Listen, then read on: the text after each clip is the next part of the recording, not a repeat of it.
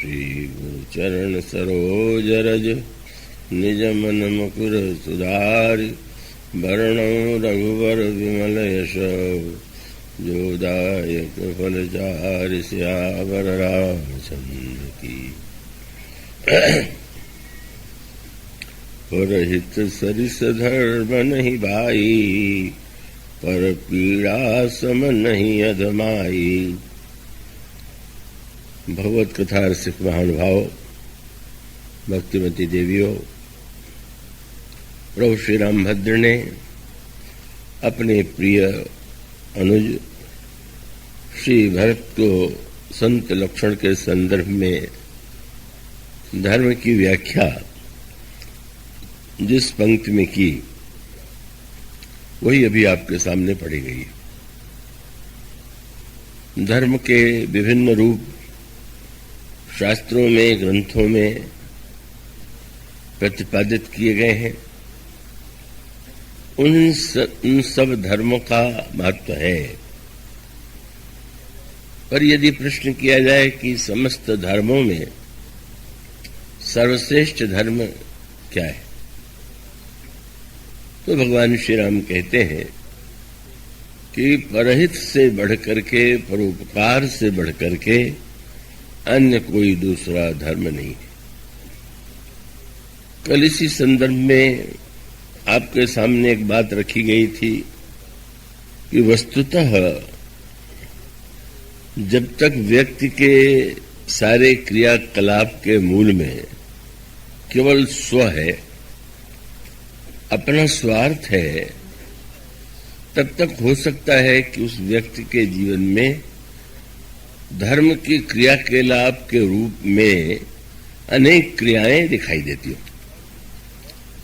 और जो क्रिया को देख करके धर्म का प्रमाण पत्र देना चाहते हैं, वो कह सकते हैं कि यह व्यक्ति बड़ा धार्मिक है। पर वस्तुतः धर्म का जो सर्वोच्च स्वरूप है, उसका एक संकेत इसमें पर शब्द में। आप अपने हित के लिए, अपने स्वार्थ के लिए अच्छे कार्य भी कर लेते हैं, और स्वार्थ की पूर्ति के लिए आप बुरे से बुरा भी काम करने में संकोच नहीं करते। तो जब तक हमारे जीवन में हमारा जो लक्ष्य है स्वार्थ है, तो ऐसी स्थिति में हम चाहे जितने अच्छे कार्य करते हुए दिखाई दें, वो उसके पीछे जो हमारा उद्देश्य है वो पवित्र नहीं। और इसलिए धर्म का वह जो पक्ष जो क्रिया के रूप में दिखाई देता है, वही सब कुछ नहीं। ये जो पर शब्द है, उसका तात्पर्य है कि हमारे जीवन में जो क्रियाकलाप हैं, यदि स्वार्थ से, अभिमान से, केवल अपनी वासना की पूर्ति के लिए है, तो वो क्रिया के रूप में धर्म दिखाई देने पर भी वस्तुतः धर्म नहीं। और उसको थोड़ा और गहराई में बैठ करके विचार करें। आप सब इतने वर्षों से सुन रहे हैं, तो मुझे विश्वास है कि आपके लिए उसे समझने में कोई कठिनाई नहीं होगी। और वो ये है कि वैसे धर्म का एक पक्ष वह है जो क्रिया के रूप में मनुष्य के जीवन में दिखाई देता है, और वस्तुतः दिखाई तो क्रिया ही देगी। जो काम आपके द्वारा, हमारे द्वारा होंगे, वही तो लोगों के सामने आएंगे। पर क्रिया के पीछे जो भावना है, और भावना के पीछे जो और भी अंतराल में विवेक, उसका महत्व जो है सबसे अधिक है। और इसी दृष्टि से आपने यदि ध्यान दिया हो, इतने वर्षों में आप सुनते भी रहे हैं कि हमारे पुराण जो है, जब किसी का वर्णन करते हैं, तो वर्णन करते हुए कुछ ऐसे नाम लेते हैं कि वो जो व्यक्ति को साधारणतया अविश्वस्त से रखते हैं। अब जैसे मान लीजिए, जब वे कहते हैं कि गंगा जी का जन्म भगवान के चरणों से हुआ, तो ये भूगोल में दिखाई देने वाला जो सत्य है उससे तो भिन्न है। अनेक यात्री गंगोत्री जाते हैं और उन्हें दिखाई देता है कि हिमालय से गंगा धीरे धीरे गोमुख के द्वारा बाहर आती है, पर हिमालय गंगा का उद्गम नहीं है, उद्गम भगवान का चरण है। और ये केवल गंगा के ही संबंध में नहीं, जितनी नदियां हैं तो उन नदियों के मूल में भी कोई न कोई एक ऐसा नाम है जो प्रत्यक्ष रूप से सामने नहीं होता। यमुना है, अब यमुना तो यमुनोत्री से निकली हुई है, यह प्रत्यक्ष रूप से जो यात्री हैं वे देखते हैं, पर वे कहते हैं कि नहीं, यमुना जो है वो हिमालय की पुत्री नहीं है, कर्म कथा रविनंदिनी वर्णी, ये सूर्य की पुत्री। तो सूर्य से यमुना का जन्म, भगवान के चरणों से गंगा का जन्म, और इतना ही नहीं, जब वे वर्णन करेंगे सर्वत्र तो जैसे श्री राम का जन्म सूर्यवंश में हुआ, भगवान कृष्ण का जन्म चंद्रवंश में हुआ, तो प्रत्यक्ष रूप से जो राजा प्रारंभ में थे उनका नाम दिया जा सकता है, लेकिन उनका नाम न दे करके सूर्य से चंद्रमा से कुलों का जन्म है, इसके पीछे एक विशेष तात्पर्य है। और तात्पर्य यह है कि वस्तुतः जो दिखाई देता है, अगर आप केवल उसे ही सत्य मानते हैं तो उसका परिणाम क्या होगा? संसार की सारी वस्तुएं दिखाई देती हैं, पर सारी वस्तुओं के में सारे वस्तुओं के दिखाई देने पर भी कौन नहीं दिखाई देता है? ईश्वर कह लीजिए, ब्रह्मा कह लीजिए। और इसका अभिप्राय है कि अगर केवल आप प्रत्यक्ष को ही प्रमाण माने तो आप ईश्वर की सत्ता तो कभी स्वीकार ही नहीं कर पाएंगे।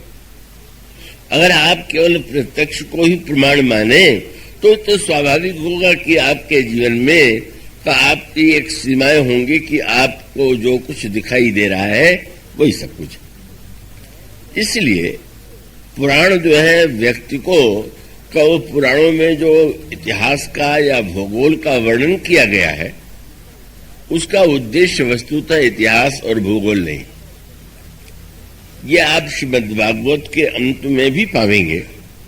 और इसलिए पुराणों में इतिहास तो है, पर इतिहास के पीछे एक और विशेष उद्देश्य है, और ये है कि इस दृश्य प्रपंच के पीछे जो दिखाई दे रहा है उसके पीछे है का अगर जो सत्य है उसे हम नहीं देख पाएंगे तो हमारे जीवन में आस्तिकता का उदय नहीं होगा। और दृष्टांत के रूप में भौतिक दृष्टि से देखें कि एक बड़ा विशाल वृक्ष आपके सामने खड़ा है, उसमें आप देखते हैं कि उसमें कितनी डालियां हैं, कितने पत्ते हैं, कितनी टहनियां हैं, और उसका जो तना है वो कितना मोटा है। लेकिन यह जो वृक्ष दिखाई दे रहा है उसके अंतरंग में भी आप यह जानते हैं कि न दिखाई देने वाला उस वृक्ष के मूल है, वो जड़ है।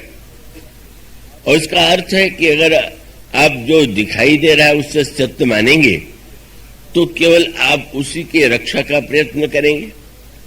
आप जल डालने के लिए पत्ते और टहनियों पर वृक्ष पर डालेंगे, पर अगर आपको यह पता है और लगाने वाले को पता है कि जो दिखाई देने वाला वृक्ष है उसका मूल, उसकी जड़ भीतर है, और यदि हम उसमें जल डालेंगे तो मूल में जल डालने से वृक्ष के सारे टहनियों को, पत्तों को अपने आप जल प्राप्त हो जाएगा।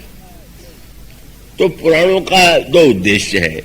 जब वे इतिहास का वर्णन करते हैं तो उसके पीछे वो यह बताना चाहते हैं कि मनुष्य के जीवन में अगर संपत्ति हो, पद हो, कोई विशेषता हो, और पुराणों में जिन इतिहास के व्यक्तियों का वर्णन किया गया है उनके पास कितना ऐश्वर्य था, कितनी बुद्धि थी, कितना बल था, कितने बड़े पद थे, पर अंततो गत्वा तो सबका विनाश हुआ। मानो इस अनित्यता को समझ करके या पढ़ करके व्यक्ति का गर्व नष्ट हो जाए, उसका उद्देश्य है। अब उसमें कोई व्यक्ति उस दृष्टि से विचार करने की चेष्टा करे तो वो व्यक्ति बड़ा निराश होगा। अब जैसे लिख दिया गया कि नृग राजा इतनी उन्होंने गायें दान की जितने पृथ्वी में रजकण है। अब तार्किक तो कहेगा एक गाय के लिए तो एक भूमि चाहिए, अब जितने रजकण है उतनी गायें कैसे होंगी? तो उसका अभिप्राय कि आप अंक गणित के आधार पर उस प्रसंग को पढ़ना चाहते। अंक गणित का विषय अलग है और साहित्य का अंक गणित जो है वो अलग है। ये अंक गणित आपको एक विशेष सिद्धांत के द्वारा सांसारिक व्यवहार में और सारे ब्रह्मांड के ग्रह नक्षत्रों के विषय में प्रामाणिक हो सकता है, पर इस गणित का उद्देश्य मानो यह है कि किस बात पर तुम गर्व कर रहे हो। तुमसे पहले कितने व्यक्ति बुद्धिमान, बलवान और अनगिनत संपत्ति के स्वामी थे, पर जब वे भी तुच्छ सिद्ध हुए, उनका भी विनाश हो गया, तो फिर ऐसी स्थिति में तुम्हें गर्व का परित्याग करना चाहिए। तो इतिहास का उद्देश्य है मनुष्य के जीवन में अभिमान का विनाश। और भूगोल का जो उद्देश्य है वो क्या है? भूगोल का उद्देश्य मानो यह बताना है कि ये जो समस्त जड़ संसार प्रतीत हो रहा है, उस संसार के मूल में जो चेतन तत्व है, अगर मूल में जड़ हम मान बैठेंगे तो हमारे जीवन में यही वृत्ति उत्पन्न होगी कि ये पदार्थ तो जड़ है और इसका मनमाना उपयोग करने में हम स्वतंत्र हैं। अब मान लीजिए एक पौधा लगा हुआ है और आपने मान लिया है कि ये तो जड़ पदार्थ है, आप चाहे उसकी टहनियों को तोड़ दें, फूल को मसल दें या उस वृक्ष को पूरी तरह काट दें, तो आपके मन में तो कोई बात ही उत्पन्न नहीं होती। अब आजकल पर्यावरण के लोग बड़े चिंतित हैं, पर उसको आप इस दृष्टि से विचार करके देखिए कि व्यक्ति ने उन्हें जड़ पदार्थ मान लिया तो इसलिए उसके मन में यह संकोच नहीं रह गया। वो इसलिए शास्त्रों की बात बड़ी अनोखी। फूल लेने के लिए जाइए तो पहले तुलसी का अगर पत्ता लेना है, तुलसी दल लेना है, तो तुलसी देवी को प्रणाम कीजिए और इससे प्रार्थना कीजिए कि हम पूजन के लिए पत्र लेना चाहते हैं, आप कृपा करके दीजिए। फूल के पास जाइए, वृक्ष के पास जाइए, वे कहेंगे बट में भगवान शिव का निवास है, पीपल में भगवान विष्णु का निवास है। कितनी सतत संकेत की भाषा है। मानो आप प्रत्येक पदार्थ से व्यवहार करते हुए उन्हें जड़ मानने की भूल न करें। यद्यपि आप जानते हैं कि इस देश में ऐसे वैज्ञानिक हुए वर्तमान संदर्भ में भी, जगदीश चंद्र बसु, जिन्होंने बताया कि नहीं, जब आप पौधों से कोई व्यवहार करते हैं तो उनको भी रुलाई जाती है, उनको भी कष्ट होता है, वे भी सांस लेते हैं। तो उस वैज्ञानिक खोज का भी तात्पर्य है कि जड़ में चेतना है, उसको जड़ की तरफ से व्यवहार आप मत कीजिए। और उसका मूल तात्पर्य यह है कि समस्त व्यवहार में, जड़ प्रपंच में, मूल में उस चेतन तत्व को मत भुलाइए। तो ये जो दो उद्देश्य है ज्ञान, इतिहास और भूगोल के, वह वस्तुतः जो इतिहास या भूगोल आप पढ़ते हैं उसकी उपयोगिता, उसका महत्व है। उसके महत्व को नकारने की आवश्यकता नहीं है, पर ये जो आध्यात्मिक दृष्टि से लिखा गया भूगोल है, आध्यात्मिक दृष्टि से लिखा गया इतिहास है, वही हमारे आपके जीवन को बदल सकता है। इसीलिए आप अभी सुन रहे थे, उमाशंकर जी ने स्मरण दिलाया था कि जब हनुमान जी से रावण यह प्रश्न करता है कि तुम्हारे पीछे किसका बल है, तो हनुमान जी उत्तर क्या देना चाहते? एक वाक्य में कह सकते थे मेरा बल है, या हनुमान जी बहुत कहे तो श्री राम का नाम ले ले, पर उन्होंने सृष्टि के प्रारंभ से लेकर के जब रावण को यह बताने की चेष्टा किया कि सृष्टि में जो कुछ है उसके मूल में ईश्वर का ही बल है, ईश्वर की ही शक्ति है, यह सिद्धांत तो मानो भक्ति को जीवन में उतारने में सहायक है। तो यह जो परंपरा है वो इसीलिए गोस्वामी जी ने मेरे पत्रिका में ये कहा कि आप रघुपति भगति वार छालित चित बिनु प्रयास ही सूझे तुलसीदास यह चिद विलास जग बूझत बूझत बूझे। इस सृष्टि चैतन्य का विलास है और धीरे धीरे समझते व्यक्ति उसको समझ लेता है।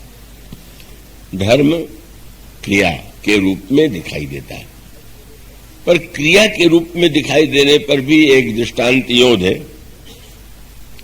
आपका शरीर है तो दिखाई तो प्रत्यक्ष रूप से शरीर और उसकी इंद्रियां ही दिखाई देती हैं, लेकिन आपको यह अच्छी तरह पता है कि जो दिखाई दे रहा है उसके पीछे न दिखाई देने वाले ऐसे अंग प्रत्यंग हैं। आपके हृदय में जिस तरह से रक्त की धारा प्रवाहित होती है, अंग प्रत्यंग में जैसे अन्न के को परिणित किया जाता है रक्त के रूप में, रक्त कैसे सारे शरीर को शक्ति देता है, इसका ज्ञान आपको आवश्यक है। और डॉक्टर की विशेषता यही कि आपको शरीर रोगी है और आप जब डॉक्टर के या वैद्य के पास जाते हैं तो वो पीछे क्या है, वो यंत्र के माध्यम से दिखाएगा कि एक्सरे का प्रयोग करो या आजकल अत्यधिक आधुनिक वैज्ञानिक उपकरण है। तो इसका तात्पर्य यह है कि नहीं भी बाहर नहीं भीतर भी कुछ, और भीतर के पीछे भी एक भीतर। तो जहां तक शरीर है, शरीर के पीछे प्राण है और प्राण के पीछे हमारी धारणा है कि एक आत्म तत्व है। अब प्राण के संचार की पद्धति को तो वैज्ञानिक ढूंढ लेता है, पर अगर उससे कहा जाए कि इस शरीर में आत्मा का निवास है तो उसे तो खोजने पर भी कहीं आत्म तत्व तो नहीं दिखाई देता। तो इसका मूल तात्पर्य यह है कि नहीं, शरीर के साथ प्राण और प्राण के साथ उसकी आत्मा, इसके विषय में मानो ये महापुरुष वे संत जो अध्यात्म विज्ञान के द्वारा वह दृष्टि प्राप्त कर चुके थे, उन्होंने इस सत्य को जाना कि वस्तुतः नहीं, प्राण के पीछे भी आत्म तत्व विद्यमान है। और इसलिए उन्होंने कहा कि जीवन का चरम लक्ष्य जो है वो आत्म साक्षात्कार है। इस दृष्टि से बस इन तीनों का सामंजस्य जो है जब जीवन में होता है, पहले तो हमारे जीवन में समझ होनी चाहिए, उसके पीछे उसके बाद भावना और उसके पीछे क्रिया। क्रिया शरीर है, भावना प्राण है और विवेक जो है वही मानो आत्म तत्व है।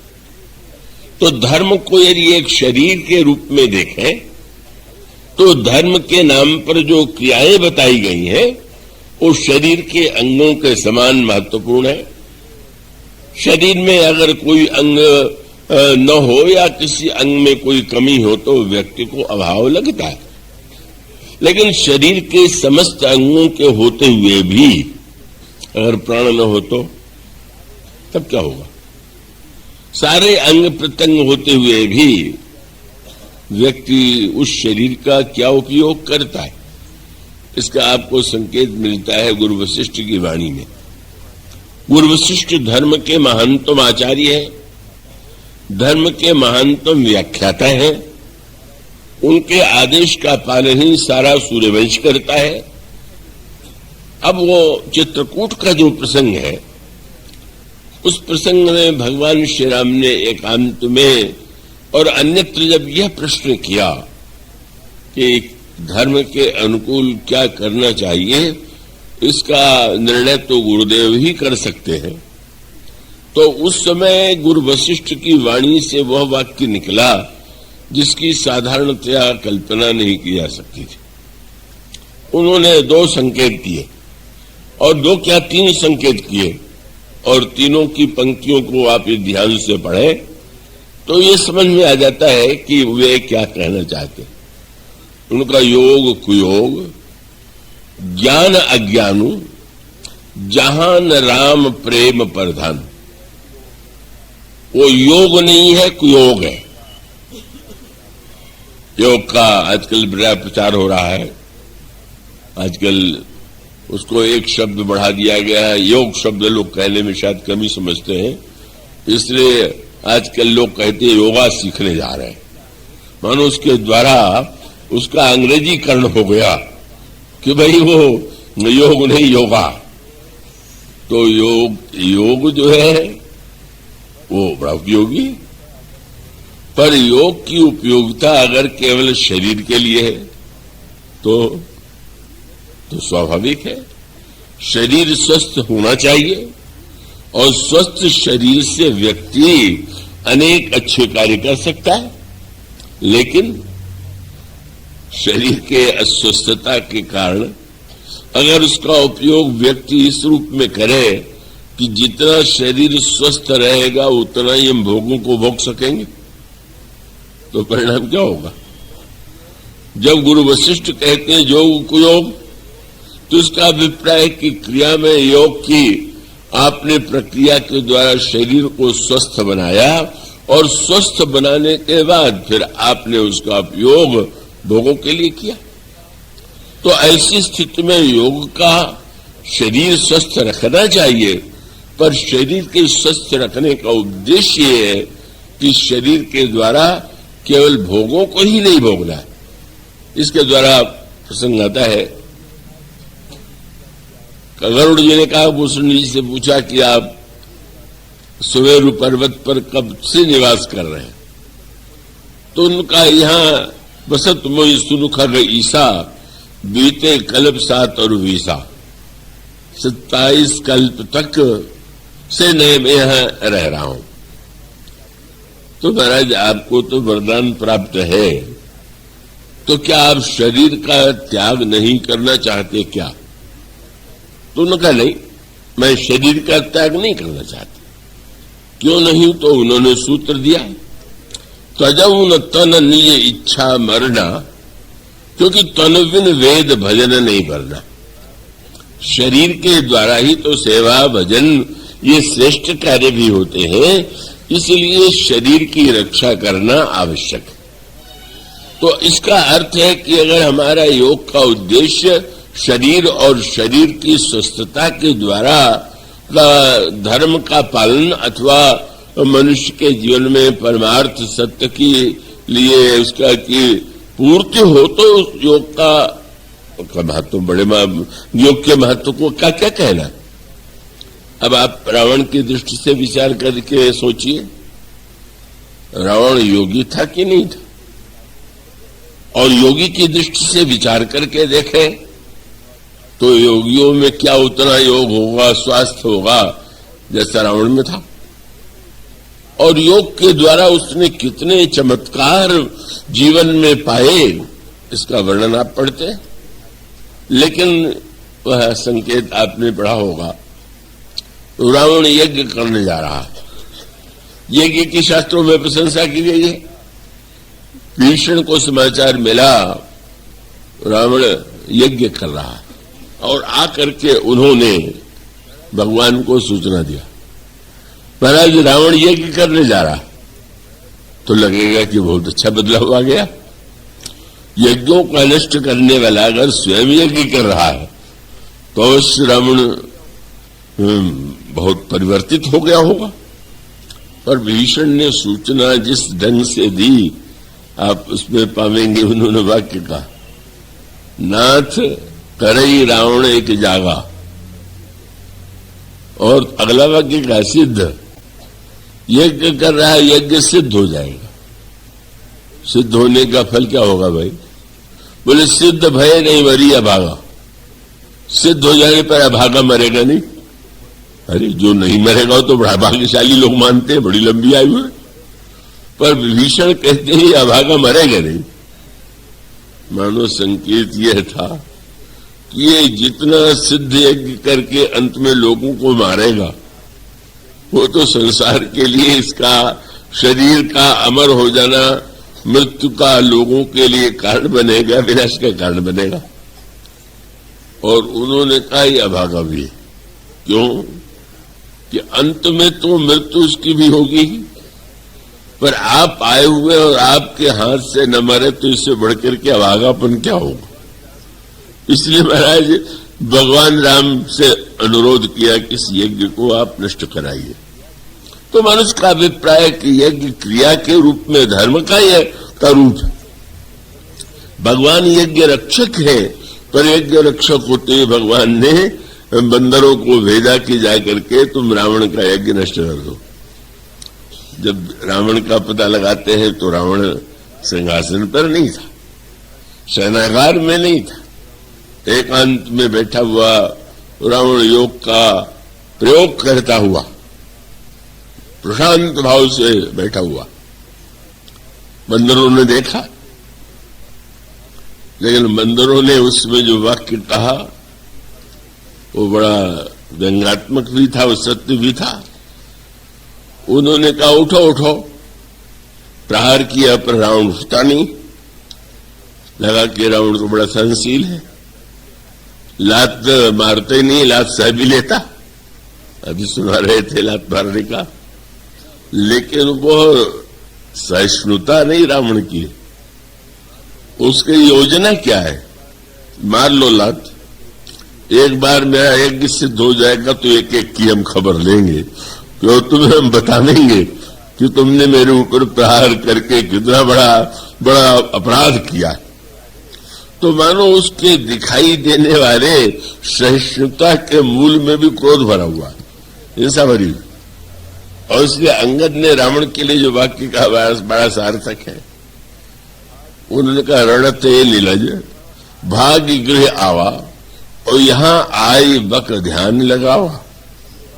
बक ध्यान माने अब योगाभ्यासी कहते प्रातः काल उठिए, स्नान कीजिए, शांत भाव से एकाग्र हो जाइए।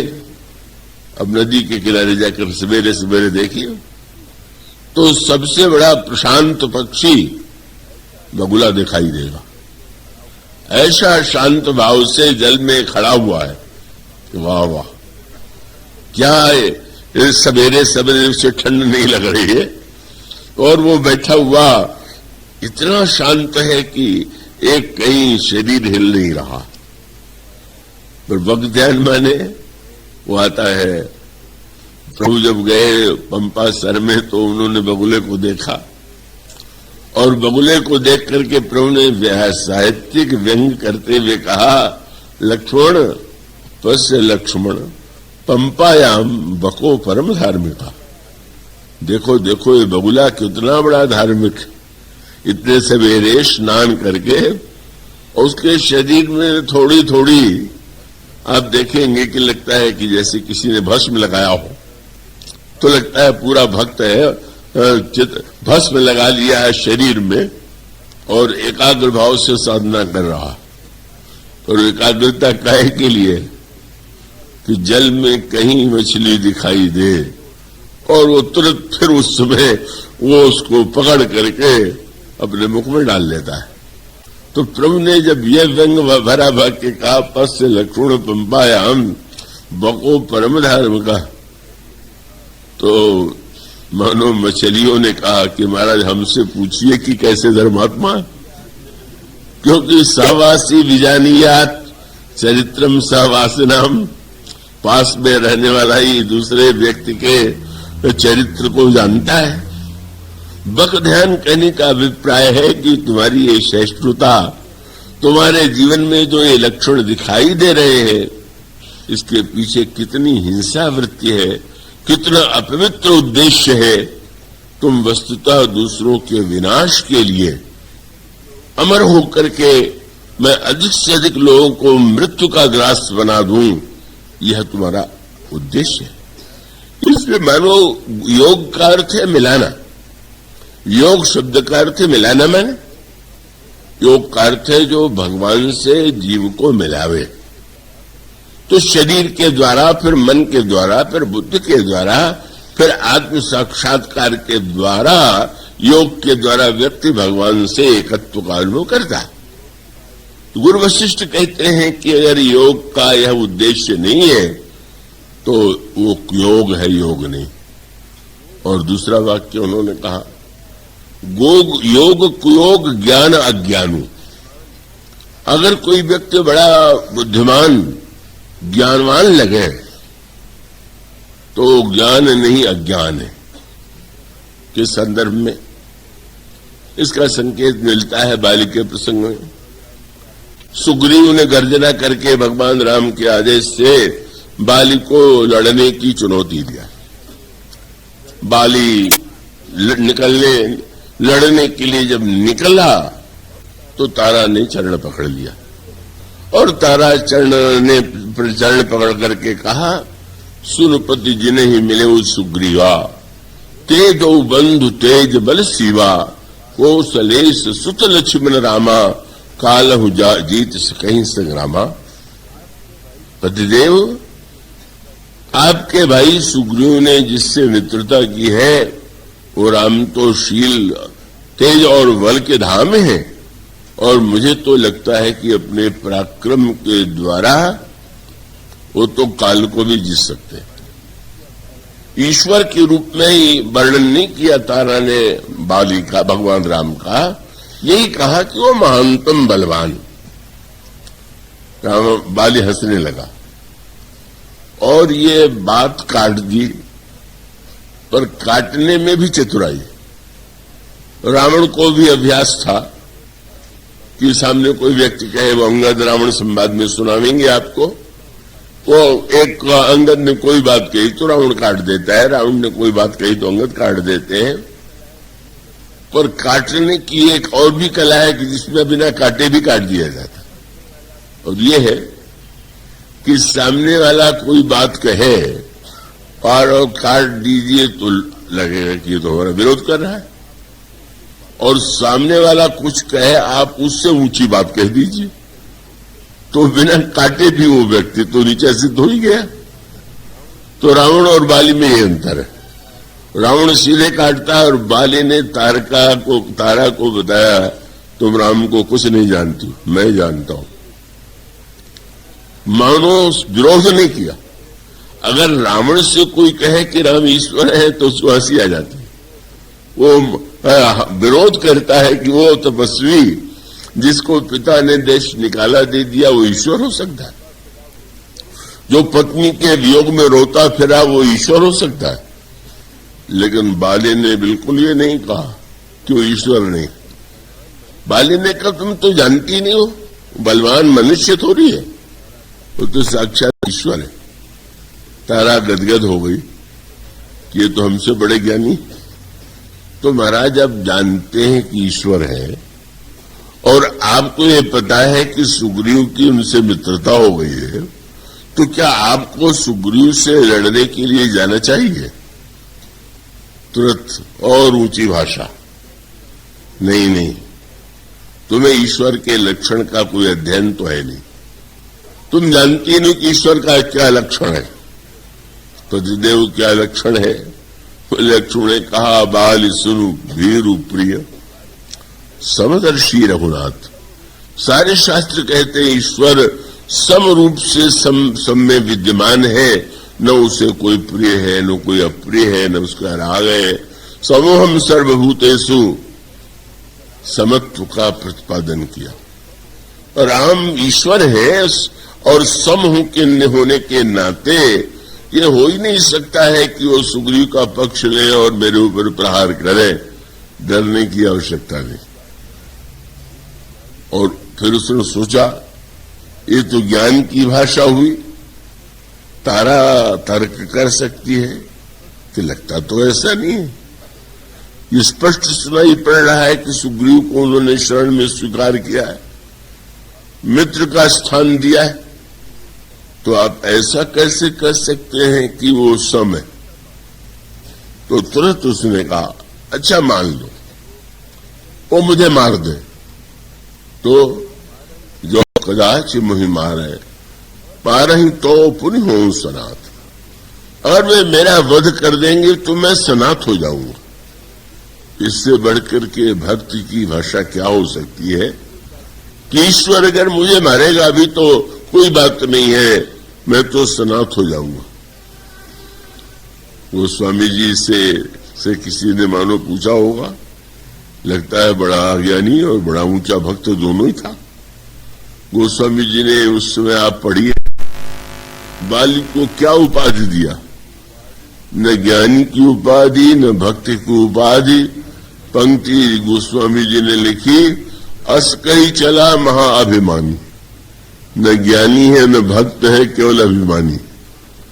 उसका अभिप्राय कि आपको ग्रंथ स्मरण हो जाए, तीव्र आपकी बुद्धि हो, आप सारे शास्त्रों की पंक्तियों को आप पढ़ करके याद कर लिया हो और समय समय उन चौपाइयों को, दोहों को, श्लोकों को आप सुनाते फिरे, तो सुनाते रहने का सचमुच आप जो सुना रहे हैं को समझा हुआ सत्य है कि स्मरण शक्ति के द्वारा दोहराया हुआ सत्य है। अगर आप जो कह रहे हैं उसके विरुद्ध आपका आचरण है तो इसका अभिप्राय है कि आपकी स्मरण शक्ति अच्छी है, आपकी समझ या उस समझ का जो सदुपयोग होना चाहिए वो आपके जीवन में बिल्कुल नहीं। इसीलिए जब मेघनाथ की मृत्यु पर रानियां विलाप करने लगी तो रावण ने उनको उपदेश जो दिया, कितने वैराग्य का उपदेश था। तब दस्कंद विविध विधि समुझाई समनारी, नश्वर रूप जगत यह देखो हृदय विचार। रानियों, कोई दुख करने की आवश्यकता नहीं। जानती हो ये सृष्टि तो नश्वर है, सबका विनाश एक दिन निश्चित है और इसलिए तुम्हें शोक नहीं करना चाहिए। क्या कहें, वैराग्यवान है रावण, ज्ञानी है रावण। गोस्वामी जी से रहा नहीं जाता, उन्होंने तुरंत लिख दिया, देखो तो यह रावण जो उपदेश दे रहा है संसार नश्वर है और सारे अनर्थ केवल इसी संसार के लिए, भोगों के लिए कर रहा। तब गोस्वामी ने लिखा, तिन्हि ज्ञान उपदेशा रावण और आपने मंद कथा शुभ पावन। स्वयं चरित्र आचरण बुरा और कथा बड़ी सुंदर, तो पर उपदेश कुशल बहु तेरे, जे आचरित नर न गनेरे। मानो जो वाक्य कहा गया वो स्मरण शक्ति के माध्यम से नहीं, समझ के माध्यम से। ये बहुत बड़ा अंतर है और यही अंतर मानो बताने के लिए था। क्या आप सूर्पणखा का जो वाक्य है पढ़िए तो आपको आश्चर्य होगा। सूर्पणखा ने जब रावण की आलोचना किया तो आलोचना करते हुए कई बातें कही, इसके बिना ये व्यर्थ है, इसके बिना ये व्यर्थ है। एक साहित्यकार, कभी कभी साहित्यकारों की एक समस्या होती, वो हर वस्तु को केवल साहित्य के उस मापदंड से देखते हैं जो केवल साहित्य का है, अध्यात्म का नहीं। उसमें वो सूर्पणखा के वाक्यों में एक वाक्य क्या था, सबकी निंदा करते हुए इसके बिना ये व्यर्थ है, इसके बिना ये व्यर्थ है। सूर्पणखा का वाक्य था, हरि समर्पे बिनु सत्कर्मा। जैसे भगवान को समर्पित किए बिना सत्कर्म व्यर्थ है। लीजिए, सूर्पणखा इतनी बड़ी उपदेशिका, अरे क्यों न हो भाई, रावण की बहन ही तो है, इतने महापंडित की बहन, क्या उसकी स्मरण शक्ति साधारण थी क्या? वो भी वह वाक्य दोहरा सकती है जो भक्ति शास्त्र का। गीता में भगवान ने कह दिया, करो सिदशनासी यज्ञो सिदरास यत तपस्या कौन्तेय तत्कुरु समर्पणम। मानो सूर्पणखा भी वही बात कर सकती है, रावण भी वही बात कर सकता है, बाल भी वही बात कह सकता है, पर वह वाक्य केवल अभिमान का परिचायक है, ज्ञान और भक्ति का नहीं। और उसका तात्पर्य क्या है कि अगर जो व्यक्ति ने कहा वो समझ के कहा तो उसका परिणाम, उसका क्या स्वरूप होगा? श्री भरत के संदर्भ में गुरु वशिष्ठ का जो एक वाक्य है वो धर्म की सर्वश्रेष्ठ व्याख्या है। जब चित्रकूट से लौटकर श्री भरत आए और उन्होंने गुरुदेव के चरणों में जाकर के प्रणाम किया और ये कहा कि गुरुदेव, मैं चाहता हूं कि सिंहासन पर प्रभु की पादुकाओं को पधरा करके मैं नंदीग्राम में रह करके अयोध्या की सेवा करूं, पर ये मेरा एक कार्य परंपरा से तो हट करके है। अब तक तो सिंहासन पर कोई व्यक्ति ही बैठता रहा है, तो मेरा कार्य अगर ये धर्म के प्रतिकूल न हो तो मैं ऐसा करूं। उसमें गुरु वशिष्ठ ने जो वाक्य श्री भरत के लिए कहा वो तो श्री भरत के लिए है ही है, पर वही धर्म की व्याख्या भी।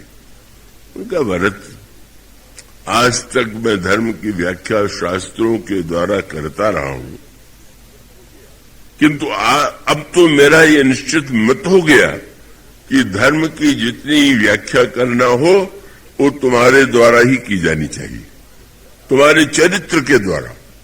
और 3 शब्द आपने कहा श्री भरत के संदर्भ में, आप उसे पढ़ते हैं, उसमें गुरु वशिष्ठ का वाक्य है, समुझब, कहब, करब तुम जोई, धर्म सार जग होई सोई।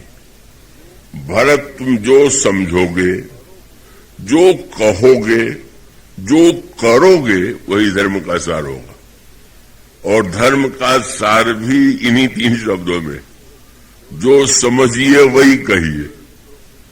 केवल दोहराइए मत श्लोकों को और पंक्तियों को, और जो कहिए वही करिए। तो जिसके समझने में, कहने में और करने में समानता है वो धर्म है, उसके जीवन में धर्म है। समझता कुछ है, कहता कुछ है, करता कुछ है, क्या वो व्यक्ति सचमुच वस्तुतः धर्म का तत्व जानता ही नहीं। इसलिए मानो संकेत यह था, ज्ञान के द्वारा व्यक्ति को सबसे अधिक अभिमान होता है।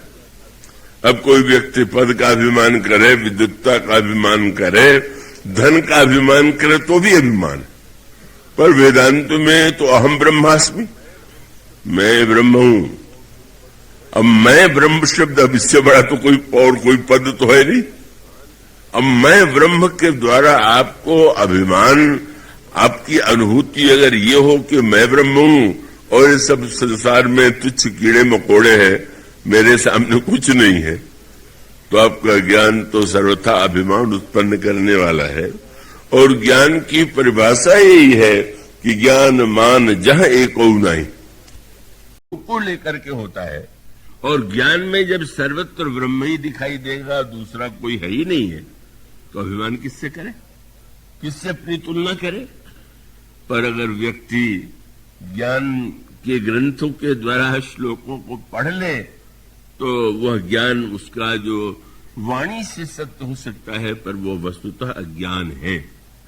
क्योंकि अन्य लोगों का अभिमान तो नष्ट हो सकता है, पर मैं ब्रह्म हूं ऐसा अभिमान तो मनुष्य को न जाने किस स्थिति में पहुंचा देगा। इसलिए गुरु वशिष्ठ ने दूसरा वाक्य कहा, जोग कुयोग ज्ञान अज्ञानो, जहां न राम प्रेम पर धानु। जहां श्री राम का प्रेम नहीं है वो ज्ञान नहीं, अज्ञान है। जहां श्री राम के प्रति प्रेम नहीं है वो योग नहीं, योग है। और फिर धर्म के लिए तो उन्होंने और भी कठोर शब्द कह दिया। उन्होंने कहा, राम, मैं तो इस निष्कर्ष पर पहुंचा हूं कि सो सुख धर्म कर्म जरि जाऊ, जह न राम पद पंकज भाऊ। सोह न राम प्रेम बिनु ज्ञानू, कर्णधार बिनु जिम जल जानू। बड़ा सुंदर दृष्टांत दिया।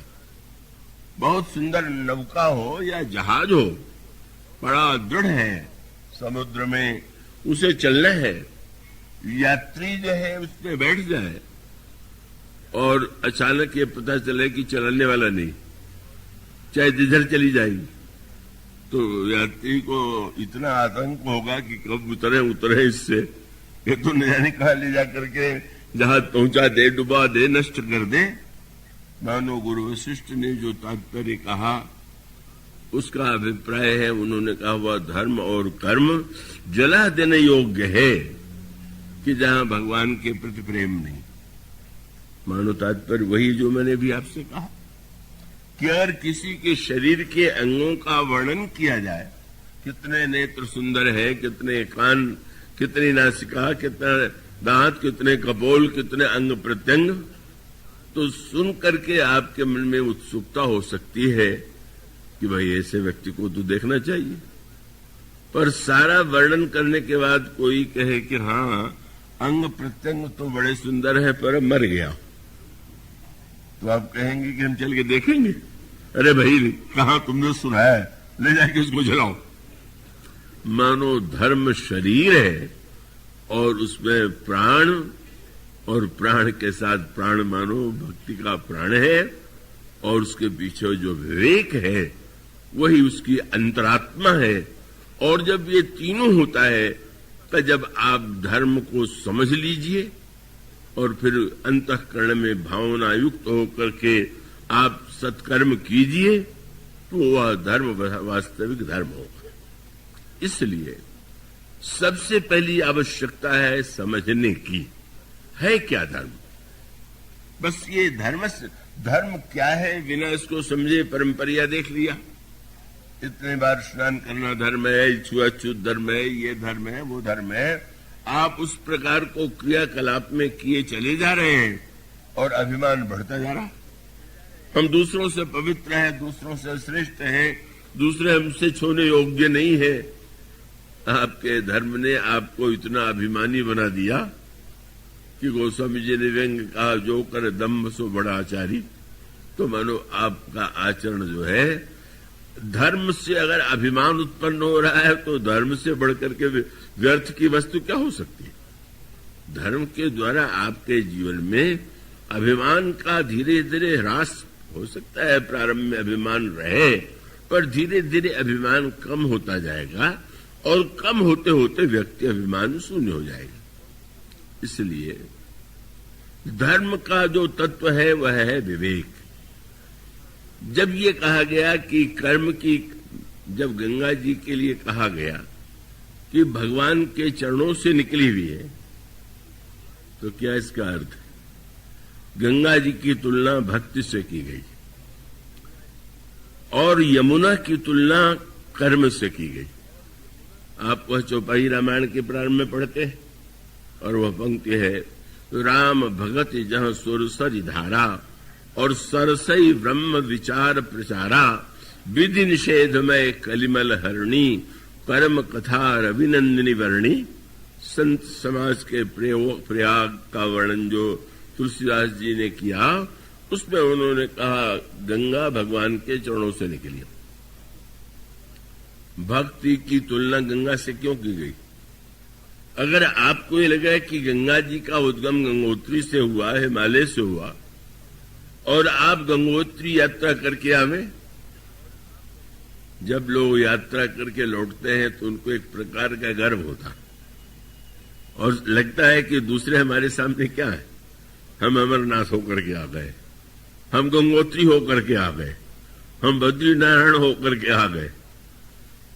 क्या यह बात मन में नहीं आती? इसलिए मानो वहां पर भी तीर्थ में गए तो एक नया अभिमान लेकर के ही लौटे। बड़ी अनोखी बात गोस्वामी ने मैंने पत्रिका में कही। उन्होंने वो एक कथा जो रक्तबीज नाम के राक्षस की है, उसके द्वारा एक सत्य समझाया। रक्तबीज बड़ा विचित्र शक्तिशाली तो था ही, पर मारने में सबसे बड़ी समस्या ये थी कि मारने के लिए उस पर शस्त्र चलाना पड़ेगा, और जब शस्त्र चलाए तो लिखा हुआ है कि अगर शस्त्र का प्रहार हो तो उसके शरीर से जितनी रक्त की बूंदें गिरती थी उतने रक्त बीज उत्पन्न हो जाते थे। तो डर लगता था कि वैसे तो एक ही रक्त बीज है और हम मारे और बूंद के साथ साथ और हजारों रक्त बीज उत्पन्न हो जाए, क्या करें। गोस्वामी जी ने कहा पाप जो है वो रक्त बीज है और पाप के रक्त बीज को मारने के लिए आप ये सारे सत्कर्म करते, पूजा करते हैं, पाठ करते हैं, दान देते हैं, यज्ञ करते हैं, ये आप सत्कर्म करते हैं। क्या रक्त बीज नष्ट हो जाता है क्या? उल्टा अर्थ न ले लीजिएगा, इसको करना न बंद कर दीजिएगा, ऐसे अवश्य करते रहिए, पर करते हुए सावधानी जो आवश्यक है। मानो संकेत यही है, कितनी सुंदर बात है कि रक्त बीज पर प्रहार करने के लिए जब कोई पुण्य करता है तो एक नया रक्त बीज और पैदा हो जाता है। और ये सत्य है। आपने लोभ को मारने के लिए दान का अस्त्र चलाया और ऐसा लगा कि लोभ छोड़ा तभी तो आपने दान दिया। तो भले ही कुछ समय के लिए लोभ छूट गया हो, बस उधर दान दिया और उधर मैं दानी हूं, एक रक्त बीज और पैदा हो गया।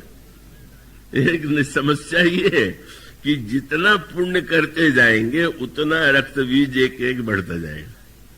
मैंने इतनी तीर्थ यात्रा की और कितनी कठिन यात्रा थी और कितनी समस्या थी, सही बात है, पर उसको करने के बाद अगर आपके हृदय में इस भाव का उदय हो कि भगवान की बड़ी कृपा है कि उन्होंने ऐसे के माध्यम से ऐसा शरीर का उपयोग करा लिया और मैं धन्य हो गया, नहीं तो हमें क्षमता नहीं थी तो सही अर्थों में तीर्थ यात्री ने तीर्थ का फल पाया।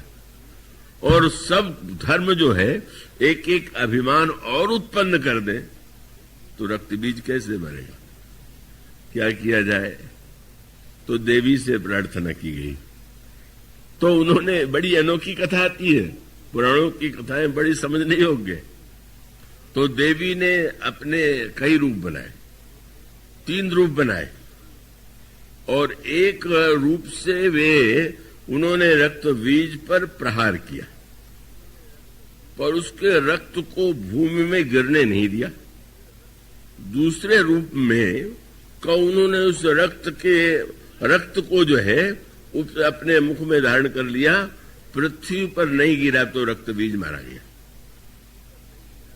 कितनी सांकेतिक भाषा है। रक्त नीचे गिरेगा, पुण्य का जो स्वरूप है कहीं हमें नीचे तो नहीं गिरा रहा। और तब इसका अभिप्राय यह है कि किसी भी तरह से पुण्य होते हुए भी पुण्याभिमान न हो, ये उपाय चाहिए। तो देवी को मनाइए, कालिका देवी को मनाइए। कालिका देवी कौन है? तुलसीदास जी ने पत्रिका में कहा, अगर पाप के रक्त बीज को मारना है तो पुण्य से वो रक्त बीज नहीं मिटेगा, पर वो अगर कालिका देवी मिल जाए, वो कालिका वह देवी जिनका चित्र में आप दर्शन करते हैं वो एक रूप है। पर गोस्वामी जी विनय पत्रिका में कहते हैं, करत हूं सुकृतन पाप बिलाही, रक्त बीज जिम बाढ़त जाही, हरत सकल है अघ करालिका, तुलसीदास प्रभु कृपा कालिका। भगवान की कृपा ही कालिका। और भगवान से प्रार्थना कीजिए कि प्रभु अपनी कृपा से कालिका, आपकी कृपा की कालिका ये न उत्पन्न होने दे कि मैंने किया है, अपितु जो हुआ आपकी कृपा के द्वारा हुआ, तभी ये पाप का रक्त बीज मिट सकता है। इसलिए मानो तो सारे शास्त्रों का जो चिंतन है वो चिंतन तो बड़ा उत्कृष्ट है। उसका अभिप्राय ये है कि हम मूल की ओर ध्यान रखें। और तब धर्म की समझ क्या है? मानो गंगा भगवान के चरणों से उनका उद्गम हुआ, और उद्गम भी कब हुआ? जब भगवान बामन बलि की यज्ञशाला में जाते हैं। बलि से बढ़कर के दानी कौन होगा? सारे संसार पर उसने विजय पा लिया, स्वर्ग को उसने जीत लिया, और उसके बाद उसने निर्णय किया कि हम यज्ञ करेंगे, ये ऐसा यज्ञ करेंगे कि जिसमें जो मांगेगा उसे मैं दूंगा। कितना बड़ा दानी! और अनोखा खेल, दान मांगने वालों की भीड़ बढ़ती जा रही, दान दिया जा रहा है, और दान देने के साथ साथ उसका अभिमान भी बढ़ता जा रहा। इतने लोग आए, इतने लोगों को दिया, इतना दिया। अचानक बलि को दिखाई पड़ा, अचानक बलि को दिखाई पड़ा एक नन्हा सा किशोर, बड़ा सुंदर है, बड़ा तेजस्वी है, हाथ में कमंडल है और मृग चर्म लिए हुए है, यज्ञशाला में आ गया।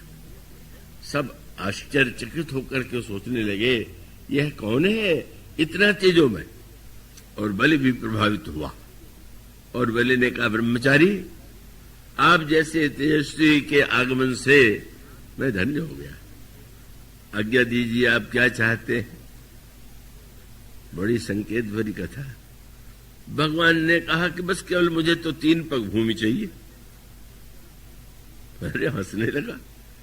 आपके तेजस्वी मुखमंडल को देख करके तो लगा था कि आप बड़े ज्ञानवान भी होंगे, पर मुझ जैसे दानी के पास आकर के आप 3 पग भूमि मांग रहे, क्या आपको मांगना भी नहीं आता? भगवान ने तुरंत कहा, भाई मैं संतोषी ब्राह्मण हूं, मुझे उतना ही दे दो, मुझे बहुत नहीं चाहिए। भगवान के व्यंग को नहीं समझ पाया हो, उसने पग का अर्थ वह ले लिया जो था नहीं। एक तो आपके चरण में यह वो भी पग है, पर भगवान ने 3 पग क्यों मांगा? आपके पास 2 पग है, 2 चरण है, तीसरा चरण तो नहीं है, तो आपके पास जो है उसी का तो आप दान दे सकते हैं, जो नहीं है उसका दान कैसे दे सकते हैं? मानो आप जो दान देते हैं वो तो 2 ही वस्तुओं का देते हैं, या तो पैसे का देंगे या भोग की सामग्री का देंगे, यही 2 पग है। भगवान कहते हैं मुझे तो 3 पग चाहिए।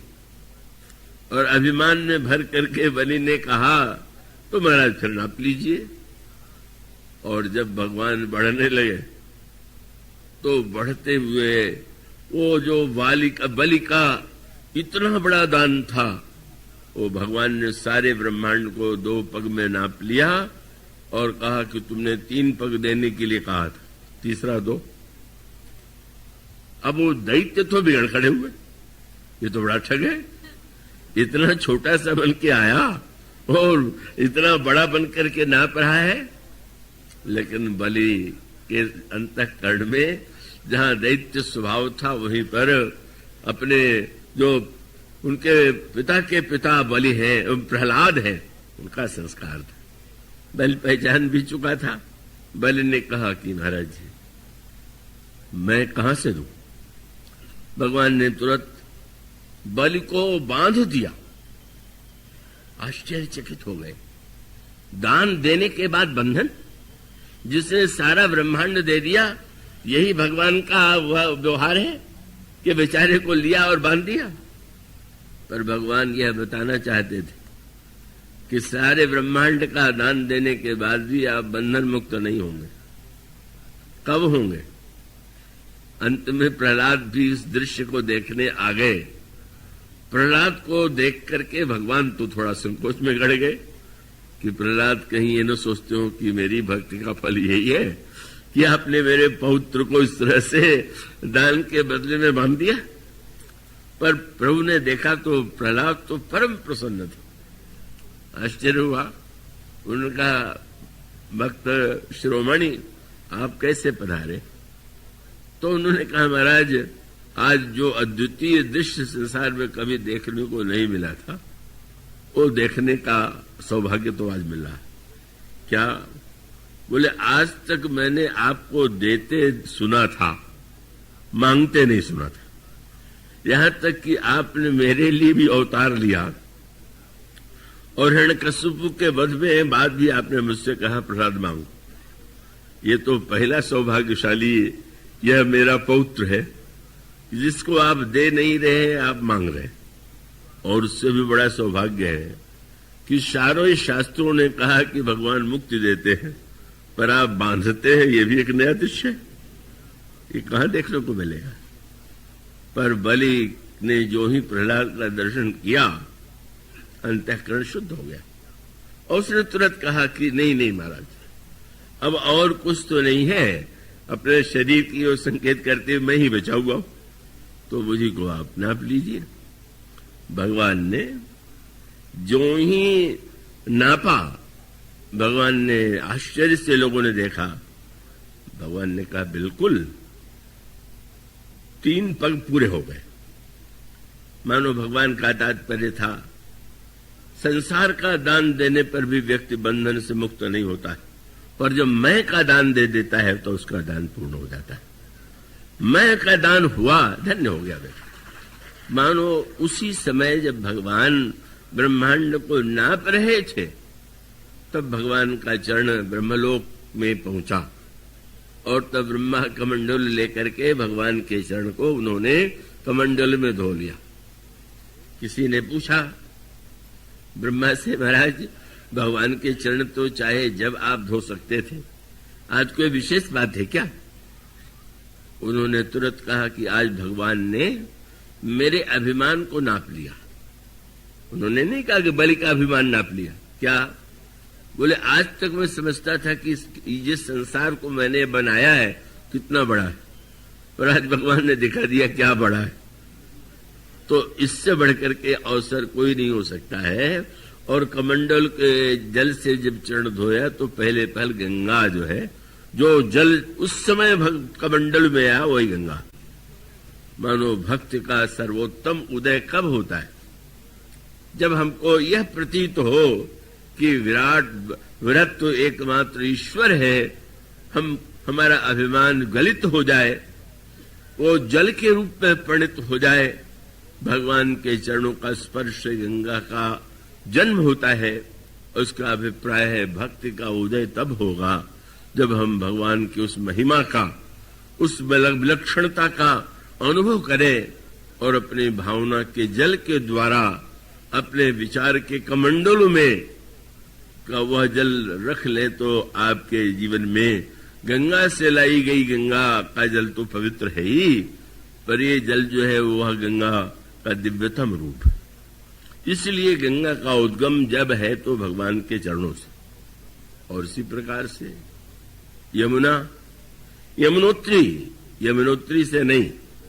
इसी चौपाई में कहा गया कर्म कथा रवि नंदिनी वर्णी। यह जो यमुना है यही कर्म की नदी, यही धर्म की नदी, और इनका जन्म जो है वो सूर्य से हुआ है। सूर्य प्रकाश है, सूर्य ज्ञान है, और इसका अभिप्राय है कि आपके कर्म का, आपके धर्म का उद्गम अगर सूर्य से हुआ है, ज्ञान से हुआ है, विचार से हुआ है कि जो मैं कर्म कर रहा हूं किस लिए कर रहा हूं, करने वाला क्या कौन है और इसका उद्देश्य क्या है।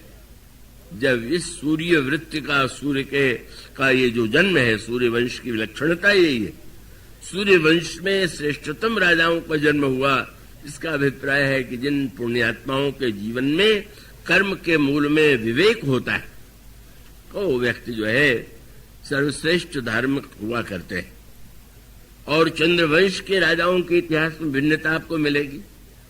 भगवान कृष्ण ने चंद्रवंश में जन्म लिया, तो चंद्रवंश में माने अगर आप सूर्यवंशी राजाओं का चरित्र पढ़ें और जो चंद्रवंशी कहे जाने वाले राजा हैं उनका चरित्र पढ़ें तो बड़ा अंतर दिखाई देगा। उन चंद्रवंशी राजाओं के चरित्र में अनेक दोष, अनेक ऐसे श्रेष्ठ होते हुए भी उनके अनेक दोष, अनेक अवगुण सामने आते हैं। और उसका सांकेतिक अर्थ ये है कि सूर्य जब उदित होता है तो अंधकार सर्वथा मिट जाता है, और चंद्रमा जो है वो साथ में समझौता किए हुए है, रात भी बनी रहे और मैं भी चमकता रहूं। मानो चंद्रमा और वो घटना और बढ़ना, यह भगवान कृष्ण की कृपा थी कि जब चंद्रमा ने उलाहना दिया कि आपने भी तो महाराज परम प्रकाश का पक्ष ले लिया, तो उन्होंने कहा अच्छा भाई। वो उनकी करुणा थी कि उन्होंने चंद्रवंश में जन्म ले लिया।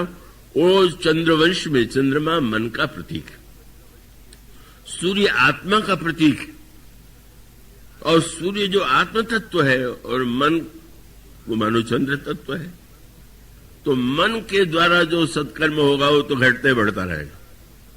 कहो तो आज बहुत अच्छा हुआ, आज ये श्रेष्ठ कर दिया, कल नहीं किया। मानो मन मूल में जहां पर है वहां अच्छाई और बुराई का मिश्रण होगा, और जहां विवेक मूल में होगा, ज्ञान होगा, तो वहां पर व्यक्ति में सत्कर्म और पवित्रता का ही संस्कार हो सकता है। आत्म तत्व जिसके मूल में विवेक है, आत्मतत्व है।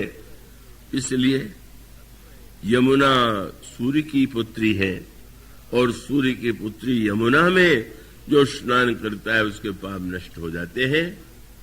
इसका तात्पर्य यही है कि जब तक धर्म के मूल में, क्रिया के मूल में विचार न हो, और इसलिए उसी सूत्र को आप पुनः ध्यान में रख लें कि जब तक धर्म में केवल स्वार्थ की वृत्ति है, लालसा की वृत्ति है, कामना की वृत्ति है, आप अच्छे कार्य करते हैं। अच्छे कार्य करना ही चाहिए। का ऐसा नहीं कि व्यक्ति जो है बड़े सिद्धांतों की आड़ लेकर के कि अगर पुण्य से अभिमान ही उत्पन्न होता है तो चलो आज से अभिमान, पुण्य करने ही बंद कर दें, न पुण्य करेंगे न अभिमान होगा। तो व्यंगात्मक गाथा जो सज्जन ने मुझे सुनाई कि एक व्यक्ति बड़े भारी कृपण थे, दान देते नहीं थे। सत्संग में गए तो ध्यान की व्याख्या सुन करके लौटे तो चंदा मांगने को लगा कि शायद कथा का प्रभाव पड़ा हो। चले मांगने के लिए गए और जब मांगने के लिए गए तो उन्होंने कहा, हाँ आपको हम 3 लाख रुपया दान में दे रहे हैं। आश्चर्य हो गया, बोले बड़ी प्रभावशाली कथा थी, सुनते ही इतने उदार हो गए और 3 लाख का चेक उन्होंने पकड़ा दिया। उतने उत्साह में उतावले थे कि चंदा लेने वाले चेक को लेके चले गए, पर जब बैंक में गए तो पता चला कि हस्ताक्षर तो उसमें है ही नहीं। तो लौट करके आए, बोले सेठ जी आप शायद हस्ताक्षर करना भूल गए। बोले तुमने पूरी कथा नहीं सुनी। उन्होंने कहा था दान के साथ अभिमान नहीं होना चाहिए, और नाम लिख देना तो अभिमान है, इसलिए मैं अभिमान नहीं करना चाहता। तो अब ऊंचे सिद्धांत की आड़ में अगर व्यक्ति दान देना ही बंद कर दे कि अभिमान न हो जाए तो व्यक्ति बड़ा भारी पाखंडी है, धर्म के साथ छल करने वाला है। इसलिए मानो इन श्रेष्ठ कार्यों के क्रिया के रूप में करते हुए भी हम यह विचार करें कि धर्म का मूल तत्व क्या है, उसका उद्देश्य क्या है।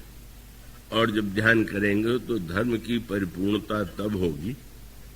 सारे अधर्म के मूल में एक वस्तु है, मेरा और तेरा। भगवान से लक्ष्मण जी ने पूछा, लक्ष्मण जी ने पूछा प्रभु माया की के लिए कहते हैं कि माया के बंधन में सारे जीव बंधे हुए हैं, ये माया कौन है, आपने माया क्यों बनाई? तो भगवान ने हंस करके कहा मैंने थोड़ी माया बनाई, माया तो संसार वालों की बनाई हुई है। क्यों? बोले मैं और मोर तोर तय माया, मैं और मेरा, तू और तेरा शब्द लोगों ने बनाया, मैंने थोड़ी बनाया। यही उनका बंधन है। और मानो सूत्र यही कि जब तक मेरा तेरा बना रहेगा हमारा पुण्य भी अधूरा होगा, हमारे अच्छे कार्य भी अधूरे होंगे, और हमारे जीवन में एक राग होगा तो द्वेष भी होगा, हमारे जीवन में अच्छाई होगी तो बुराई भी होगी। इसलिए धर्म की सच्ची कसौटी क्या है कि हमारे आपके कर्म के मूल में जब स्व के स्थान पर के कल्याण की भावना आ जाए, मानो वह भेद बुद्धि मिट गई, और उस समय व्यक्ति को के द्वारा जो सत्कर्म होगा वह धर्म का सर्वश्रेष्ठ रूप है। और इसलिए सत्य के द्वारा कीर्ति मिलती है, स्वर्ग मिलता है, या अनेक कर्मों के द्वारा व्यक्ति को अगले जन्म में यह मिलता है वह मिलता है, ऐसा वर्णन किया गया। इसके आधार पर नहीं, जब हमारे जीवन में उद्देश्य परहित हो जाए, मानो स्व के भेद से उठ करके व्यक्ति पर के हित में संलग्न हो गया, तो मानो उसमें समझ आ गई। और इसलिए समस्त धर्मों में परहित सरिस धर्म नहीं भाई। आज इतना ही, इसके बाद की चर्चा कल। बोलिए सिया जय सिया राम, जय सिया, जय सिया राम, जय जय सिया राम, जय सिया राम, जय जय सिया राम, जय